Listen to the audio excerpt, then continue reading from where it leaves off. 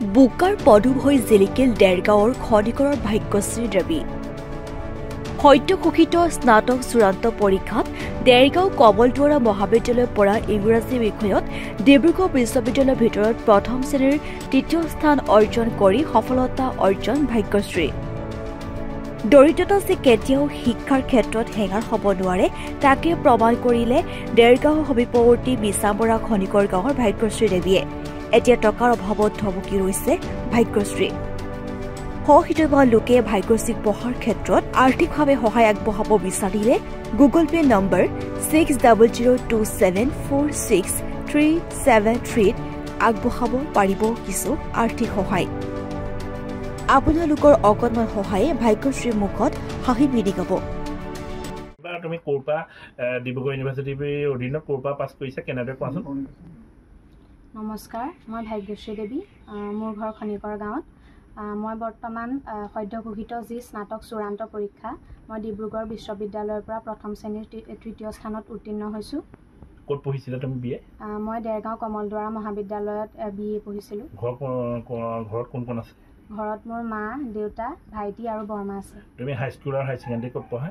মই হাইস্কুল আৰু হাই ছেকেণ্ডেৰী দুয়োটা মিছামৰা উচ্চতৰ মাধ্যমিক বিদ্যালয়ত পঢ়িছিলোঁ। যথেষ্ট দৰিদ্ৰ পৰিয়ালৰ সন্তান তাৰ মাজত সফলতা অৰ্জন কৰিছে, এই ক্ষেত্ৰত তুমি কি ক'বা? কাক ধন্যবাদ দিবা? কেনেকুৱা সংগ্ৰাম, দেউতাই কি কৰে, মা কি কৰে? হয়, কষ্ট ময়ো কৰিছিলোঁ পঢ়াৰ ক্ষেত্ৰত, মোৰ পৰিয়ালটোৱেও কৰিছিলে, নিশ্চয়কৈ কৰিবই লাগিব। তাৰপিছতে দেউতাৰ তেনেকুৱা কোনো চৰকাৰী বা তেনেকুৱা চাকৰি নাই। তাৰপিছতে আৰু ষষ্ঠ শ্ৰেণীৰ পৰা যিহেতু মই মিছামৰা উচ্চতৰ মাধ্যমিক বিদ্যালয়তে পঢ়িছিলোঁ, গতিকে পঢ়াৰ তাতে মানে মোৰ বেছি সময়কণ পাৰ হৈছিলে। গতিকে সেই বিদ্যালয়ৰ শিক্ষক শিক্ষয়িত্ৰীসকল আৰু মোৰ প্ৰথমতেতো ধন্যবাদ গুৰুসকলক দিব লাগিব, শিক্ষাগুৰুসকলক। তাৰপাছতে মোৰ কলেজৰ শিক্ষাগুৰুসকল, তেওঁলোকক ধন্যবাদ। আৰু তাৰপিছতে নিজেও চেষ্টা কৰিছিলোঁ। মই বৰ্তমান এপ্লাইটো মই তেজপুৰ ইউনিভাৰ্চিটি, গুৱাহাটী ইউনিভাৰ্চিটি আৰু ডিব্ৰুগড় তিনিওখনতে কৰা আছে, কিন্তু মই তেজপুৰ ইউনিভাৰ্চিটিত যদি পাওঁ তেতিয়া অকণমান ভাল হ'ব। নিতৌ কেইঘণ্টামানকৈ পঢ়া হৈছিলে?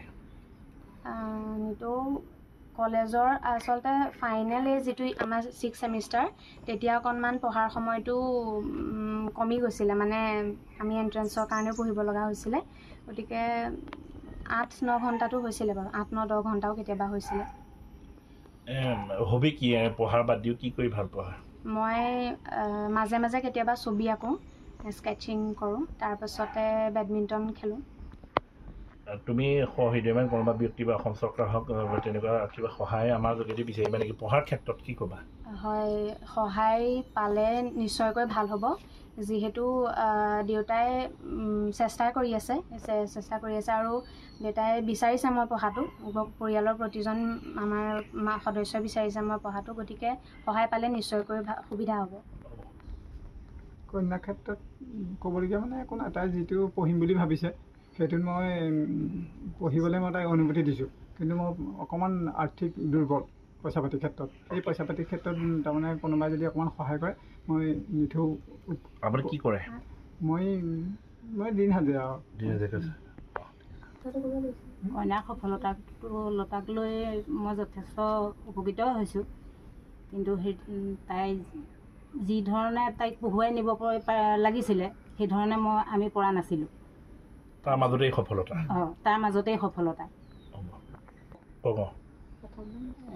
মই বহুত সুখী হৈছোঁ তাই ভাল ধৰণে পাছ কৰাত। সাৱটি ধৰি তাইক মই চুমা 2টা খাইছোঁ, দুপেলাই 2টা, তাৰমানে বহুত আনন্দ মোৰ। ডেৰগাঁৱৰ পৰা দিব্যজ্যোতি কাকতিৰ ৰিপৰ্ট, DB নিউজ।